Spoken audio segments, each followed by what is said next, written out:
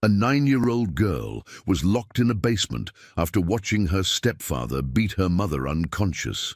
In the darkness, she found an old phone. She didn't know any numbers, except one from a TV commercial. She dialed. A biker gang president answered.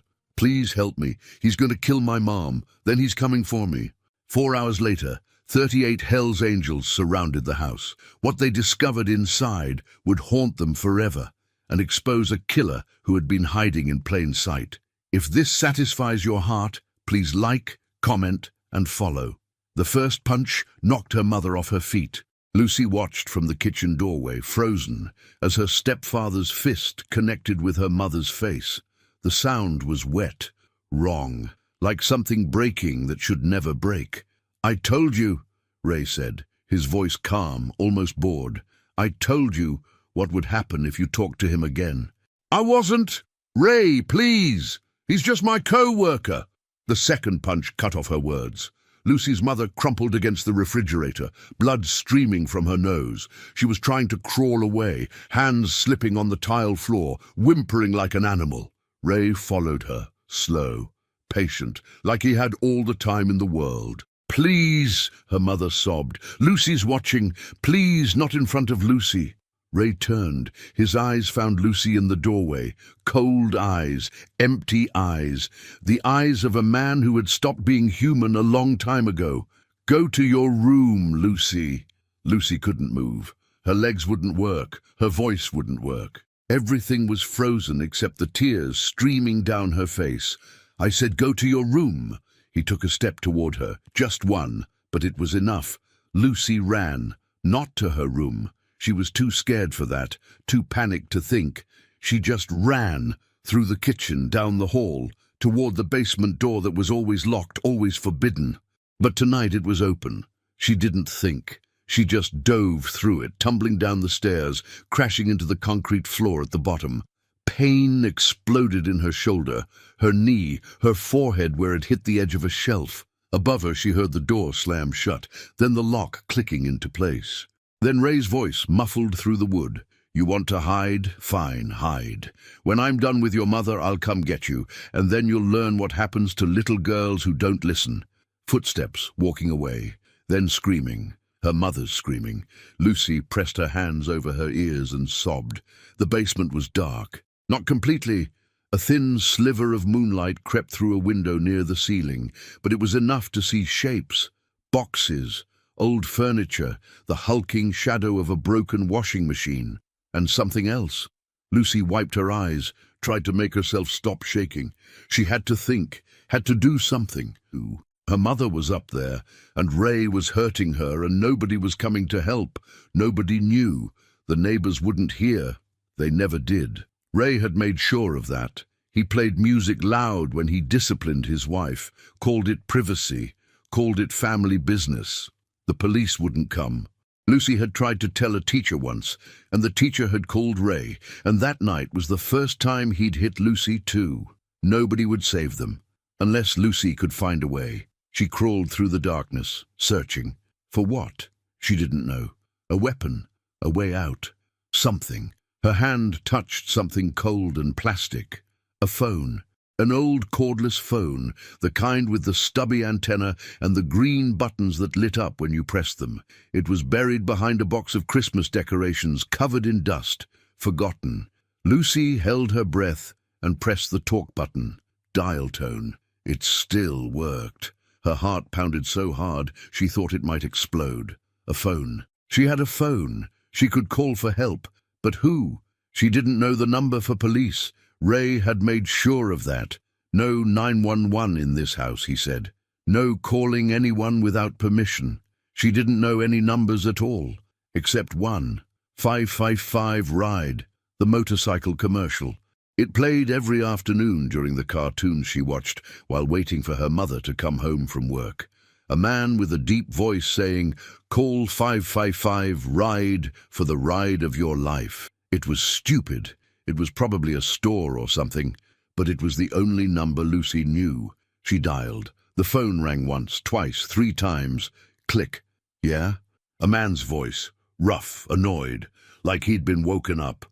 Lucy opened her mouth. Nothing came out. "Hello, this better not be another prank. Please, help me." The words came out broken, barely a whisper. Silence on the other end. "Who is this?" "My name is Lucy. I'm 9 years old. I'm locked in a basement. My stepdad is hurting my mum. He said when he's done with her, he's coming for me." Lucy was crying now, the words tumbling out in a rush. "Please, please help me. I don't want to die." More silence. Then the voice changed, lost its annoyance, became something sharper, harder. "Where are you, Lucy? Tell me exactly where you are." Jack's demon Carter had seen a lot in his 43 years. He had seen men die, had killed some of them himself, though not for a long time. He had seen the worst humanity had to offer: drugs, trafficking, violence without purpose or end. But nothing had ever hit him like the sound of that little girl's voice. "I don't know the address," she was saying, her words coming between sobs. "It's a white house on Maple Street, I think. There's a tree in the front yard, a big one, and the mailbox is shaped like a fish." Jax was already moving. Phone pressed to his ear. He crossed the clubhouse to where Ghost sat nursing a beer. "Wake everyone up," he said quietly. "Now." Ghost didn't ask questions. He never did. "Lucy, I need you to listen to me." Jax kept his voice calm, steady, the way you'd talk to a wounded animal. "I'm going to help you, but I need you to stay quiet. Stay hidden. Don't let him know you have a phone." "Okay. How long ago did he lock you down there?" "I don't know. Maybe 20 minutes, 30. Is your mom still? Do you hear anything?" Silence. Then, "I don't hear screaming anymore. I don't know if that's good or bad." Jax closed his eyes. "Stay on the line with me, Lucy. Don't hang up. I'm going to talk to some people, but I'm not going anywhere." "Who are you?" The question caught him off guard. He looked around the clubhouse, the Hells Angels insignia on the wall, the brothers already stirring awake at Ghost's urgent commands. "I'm someone who's going to make sure you're safe. That's all you need to know." "Are you police?" "No, sweetheart, I'm not police." He paused. "But I'm better." The call went out at 11:47 p.m. By midnight, 38 Hells Angels were gathered in the parking lot of the clubhouse, engines warming, faces grim. Jax had found the address. It wasn't hard. Maple Street only had so many houses, and a fish-shaped mailbox narrowed it down fast. A brother named Spider had cross-referenced property records while Jax stayed on the line with Lucy. The house was owned by Raymond Vance, age 44, construction worker, no criminal record. But Jax had done more digging. Raymond Vance had been married twice before. Both wives had died. The first fell downstairs. The second overdosed on sleeping pills. No charges, no investigation, just tragic accidents. "This guy's a killer," Jax told his brothers. "He's done this before, and if we don't get there fast, he's going to do it again." "What about the cops?" someone asked. "Called them. Anonymous tip. They said they'd send someone to check it out." Jax's voice dripped contempt. "Could be 10 minutes. Could be an hour. Could be never if the dispatcher doesn't take it seriously. So we don't wait. We don't wait." He looked at his brothers, these men who had followed him through hell and back. These men the world called criminals, outlaws, monsters. "There's a 9-year-old girl in that basement," Jax said. "She called a random number because she had nobody else. That number happened to be ours. Maybe that's luck. Maybe that's fate. I don't care what it is. What I care about is that little girl is counting on us." He mounted his bike. "Let's ride." Lucy heard the engines first, a rumble in the distance, growing louder, like thunder rolling across the ground. She pressed the phone tighter to her ear. "What's that noise?" "That's us, sweetheart. We're almost there." "How many of you are there?" "Enough." Lucy wanted to cry, wanted to laugh, wanted to do anything except sit in this dark basement waiting to die. Upstairs, footsteps, heavy, coming toward the basement door. "He's coming," she whispered. "He's coming downstairs. Hide, right now, behind something. Don't make a sound." Lucy scrambled into the darkness, wedging herself between the broken washing machine and the wall. She pulled a dusty tarp over her body and pressed her hand over her mouth. The lock clicked. The door opened. Light spilled down the stairs. A shadow followed it. "Lucy." Ray's voice was calm again. That terrible calm that meant the worst was over, for her mother at least. "Lucy, come out. We need to have a talk." She didn't move, didn't breathe. "I know you're down here. There's nowhere else you could be." Footsteps on the stairs, slow, deliberate. "Your mother and I had a disagreement, but it's over now. She's resting, resting." Lucy knew what that meant. She'd heard that word before. "Come on, Lucy. Don't make this harder than it needs to be." He was at the bottom of the stairs now. She could hear him breathing, could smell the whiskey and sweat and something metallic that might have been blood. "I'm going to count to 3. If you're not out by then..." Bang! The front door, upstairs, exploding inward. Then voices, shouting, heavy boots on hardwood floors. Ray froze. "What the..."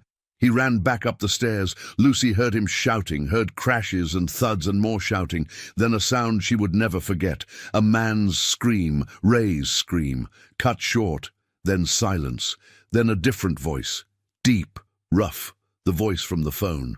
"Lucy! Lucy! Where are you?" She threw off the tarp and ran for the stairs. "I'm here!" "I'm down here." The basement door flew open. A massive man stood at the top, leather vest, tattoos, a face that looked like it had been carved from stone. But his eyes were soft, worried, human. "Jax," she whispered.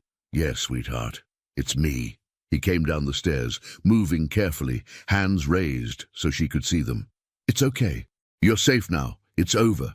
Lucy launched herself at him, this stranger, this biker, this man she'd known for less than an hour. She grabbed onto him and held on like he was the only solid thing in a dissolving world. Jax caught her, held her, let her cry. "I've got you," he said. "I've got you. Nobody's ever going to hurt you again." Upstairs, the scene was chaos. Ray was on the ground, zip-tied, face bloody. 3 brothers stood over him, making sure he didn't move. But that's not what made Jax's blood run cold. It was the woman on the kitchen floor, Lucy's mother, beaten so badly she was barely recognizable. Blood everywhere, the walls, the floor, her clothes. She wasn't moving. "She alive?" Jax asked, still holding Lucy, trying to shield her from the view. "Barely. Called an ambulance. 3 minutes out." Lucy was trying to look, trying to see. "My mom. I want to see my mom." "Not yet, sweetheart. Let the doctors help her first." "Is she dead? He killed her, didn't he?" "He killed her like he killed the others." Jax froze. "The others?" "I heard him talking once, on the phone. He said he knew how to make accidents happen, said he'd done it before." Lucy's voice was hollow.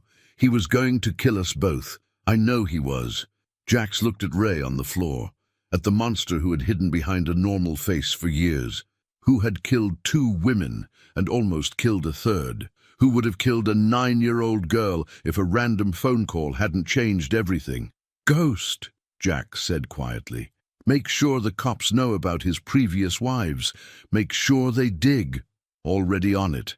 The ambulance arrived. Paramedics rushed in, swarmed around Lucy's mother, started working to save her life. Police arrived next. They looked at the 38 bikers filling the house and didn't know what to say. "Anonymous tip," Jax told them. "Domestic violence situation.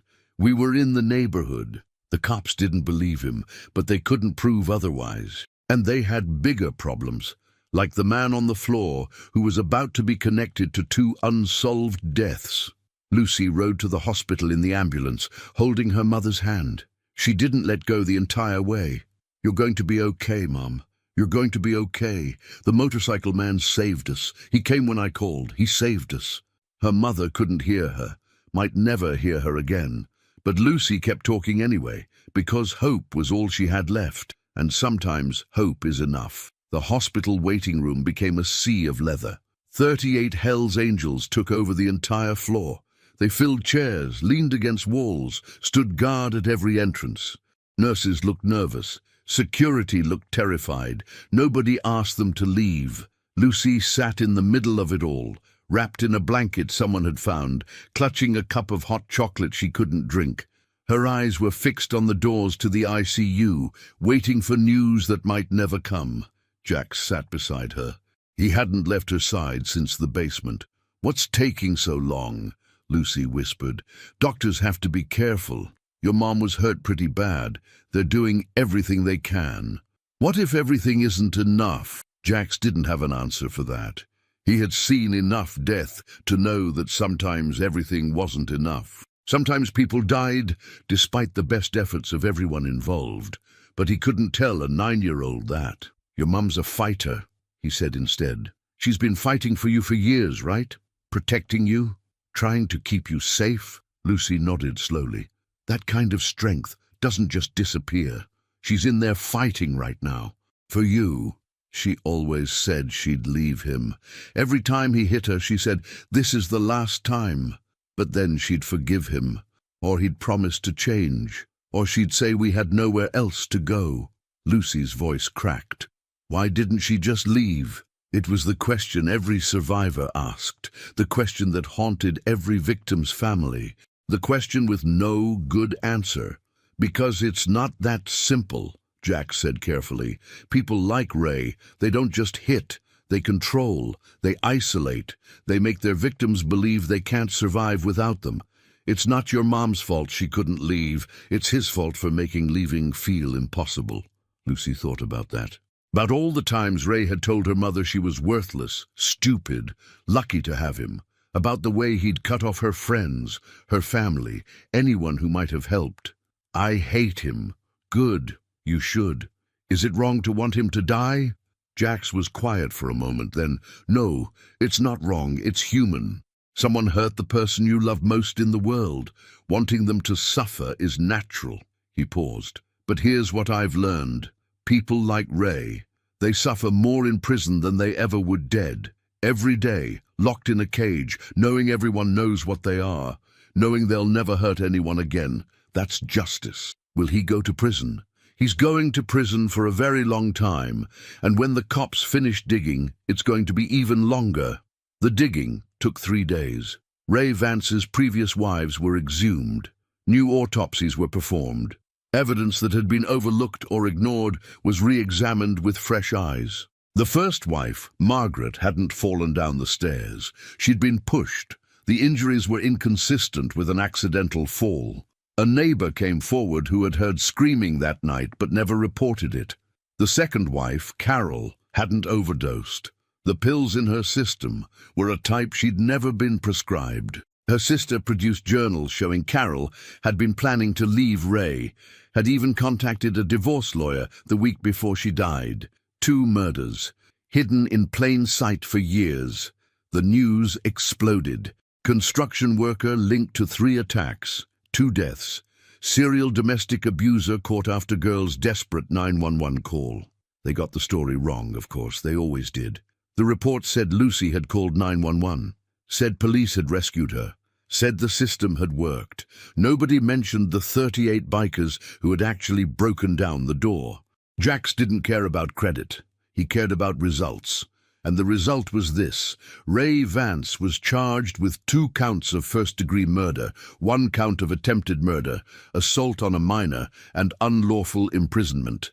He was denied bail. His lawyer tried to argue he was a respected member of the community. The judge wasn't impressed. Neither was the district attorney, who added more charges as the investigation continued. Ray had been stealing from his wives, forging documents, committing fraud. The construction company he worked for came forward with evidence he'd been embezzling for years.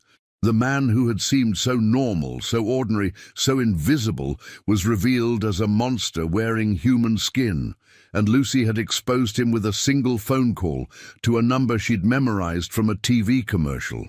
Sarah Chen, Lucy's mother, woke up on the 4th day. The doctors had kept her in a medically induced coma while they treated her injuries.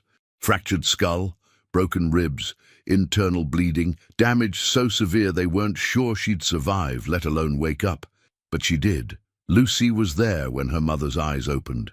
Had been there every hour she was allowed, sitting beside the bed, holding her mother's hand, talking to her even when the doctor said she probably couldn't hear. Mom, can you hear me?" Sarah's eyes were unfocused at first, confused. Then they found Lucy's face. "Baby." Her voice was barely a whisper, ruined by the tube that had been down her throat. "Lucy, I'm here, Mom. I'm right here. Sarah started to cry, weak, silent tears sliding down her bruised face. I'm so sorry. I'm so sorry, baby. I couldn't protect you. I tried, and I couldn't. You did protect me. Lucy squeezed her hand. You always protected me, and now you're safe. We're both safe. He's never going to hurt us again. How? How did we get away? Lucy told her everything. The basement, the phone, the random number, the man named Jax who had answered and believed her. The 38 motorcycles that had arrived at dawn. Sarah listened with growing disbelief. Bikers. Hell's Angels. They saved us, Mom, when nobody else would help. They came. I don't understand. Why would they? Because I called. Because I asked. Lucy smiled through her tears. Jax says sometimes that's all it takes. Someone asks for help and you show up. Sarah was quiet for a long time, processing, trying to reconcile the world she thought she knew with the world that had apparently saved her life. I want to meet them, she finally said. I want to thank them. Jax is in the waiting room. He's been here every day. He stayed. He said he promised he wouldn't leave until he knew you were okay. Sarah closed her eyes. More tears. Bring him in, please. I need to see the man who saved my daughter. The meeting was awkward. Jax stood at the foot of Sarah's bed, hands in his pockets, looking more uncomfortable than Lucy had ever seen him. This massive, tattooed biker who had faced down monsters without flinching seemed terrified of a woman in a hospital bed. I don't know what to say, Sarah whispered. Thank you doesn't seem like enough. You don't have to say anything, Ma'am. My daughter called a random number and you came. You didn't know us. You had no reason to help. But you came anyway. Sarah's voice broke. Why? Jax was quiet for a moment. Then he sat down in the chair beside her bed, the chair Lucy had occupied for 4 days. I had a sister once, he said, younger than me. Her name was Emily. She was 16 when her boyfriend started hitting her. She called me once, crying, asking for help. I told her to handle it herself, told her she was being dramatic. He swallowed. 3 weeks later, he killed her. The room was silent. I've spent 27 years living with that phone call. 27 years of knowing I could have saved her and didn't. He looked at Sarah. When your daughter called, when I heard her voice, that same fear, that same desperation, I couldn't walk away. Not again. Not ever again. Sarah reached out and took his hand. You saved her. You saved both of us. Maybe, or maybe Lucy saved herself. She's the one who found the phone. She's the one who made the call. She's the one who stayed hidden until we got there. Jax looked at Lucy. That kid has more courage than most grown men I know. She does. Sarah squeezed his hand. But courage doesn't mean much if nobody answers when you call. You answered. That makes you a hero. Jax shifted uncomfortably. I'm not a hero, ma'am. I'm just a guy who rides motorcycles and occasionally does the right thing. That's exactly what a hero is, Lucy said. Someone who does the right thing when it matters. Jax didn't have an answer for that, so he just sat there, holding Sarah's hand, while Lucy smiled at them both. Maybe he wasn't a hero. Maybe he was just a guy who'd made too many mistakes and was trying to make up for them. But in that hospital room, with a woman who should have died looking at him like he'd hung the moon, it felt like maybe, just maybe, he'd finally done something right. Recovery took months. Sarah's physical wounds healed slowly, the broken bones knit. The bruises faded. The internal damage repaired itself. Day by day, week by week, the emotional wounds took longer. She had nightmares. They both did. Lucy would wake up screaming, convinced she was back in the basement, convinced Ray was coming down the stairs. Sarah would wake up swinging, fighting an attacker who wasn't there. But they got through it together. The Hells Angels helped more than anyone expected. They found Sarah and Lucy a new apartment, safe, secure, in a building owned by a friend of the club.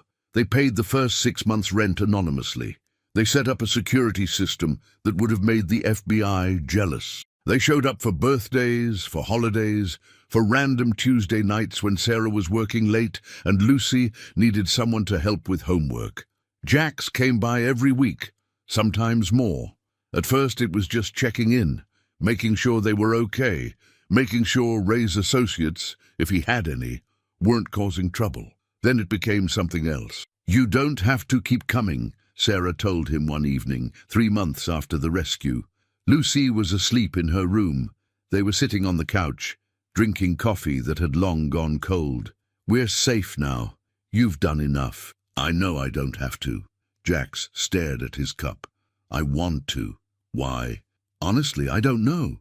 I've spent my whole life avoiding this attachments, responsibilities, people who might need me." He set the cup down. But then Lucy called, and everything changed. "She has that effect on people. She has that effect on me." He finally looked at her. "So do you." Sarah didn't know what to say. She had spent 5 years with a monster who had convinced her she was worthless. The idea that someone, anyone, might actually want to be with her seemed impossible. "I'm not asking for anything," Jack said quickly. "I know you've been through hell. I know the last thing you need is some biker complicating your life. I just wanted you to know that I'm here, for as long as you want me to be." Sarah was quiet for a long time. Then she reached over and took his hand. "Stay," she said. "Not forever. Not yet. But stay." Jack stayed. The trial was 6 months later. Ray Vance faced a jury of 12 people who had read about his crimes, seen his victims, heard the 911 call that had never actually gone to 911. Lucy testified. 9 years old, sitting in a witness box, facing the man who had tried to kill her mother. She told her story simply, clearly, without tears. "I called a random number because I didn't know who else to call. A man named Jax answered. He believed me. He came." "What happened when he arrived?" the prosecutor asked. "He saved us, him and his friends. They broke down the door just when Ray was about to find me." "Were you scared?" "Yes, but Jack said I was brave." He said sometimes being brave means being scared and doing the right thing anyway. Lucy looked at Ray for the first time. "I was brave. My mum was brave. We survived." The jury deliberated for 4 hours. Guilty on all counts. 2 life sentences for murder, 20 years for attempted murder, additional time for assault, imprisonment, fraud. Ray Vance would die in prison. He would never hurt anyone again. When the verdict was read, Lucy didn't cry, didn't celebrate. She just nodded, like she had expected nothing less. Then she walked out of the courtroom, took Jax's hand, and smiled. "Can we get ice cream?" "Yeah, kid, we can get ice cream." Epilogue. 5 years later, Lucy Chen was 14 years old. She stood in front of her class, giving a presentation on Someone Who Changed My Life. Behind her, a photo showed a group of bikers surrounding a little girl. The little girl was grinning. The bikers looked terrifying. It was her favorite picture. "When I was 9, Lucy said, I memorized a phone number from a TV commercial. I didn't know it belonged to a motorcycle club. I just knew it was the only number I could remember when I needed help." She clicked to the next slide, Jax's face looking uncomfortable in a family photo. "The man who answered that call became my stepdad 2 years ago. He married my mom in the clubhouse where he first got my call. 38 bikers came to the wedding. I was the flower girl." The class laughed. "People ask me if I'm scared of them. These big, tattooed men who look like villains from a movie. And I tell them no, because I know what real monsters look like. They don't have tattoos or leather jackets. They look normal. They smile at neighbors. They go to work every day. They hide in plain sight." She paused. "Real heroes don't look like heroes either. Sometimes they look scary. Sometimes they ride motorcycles.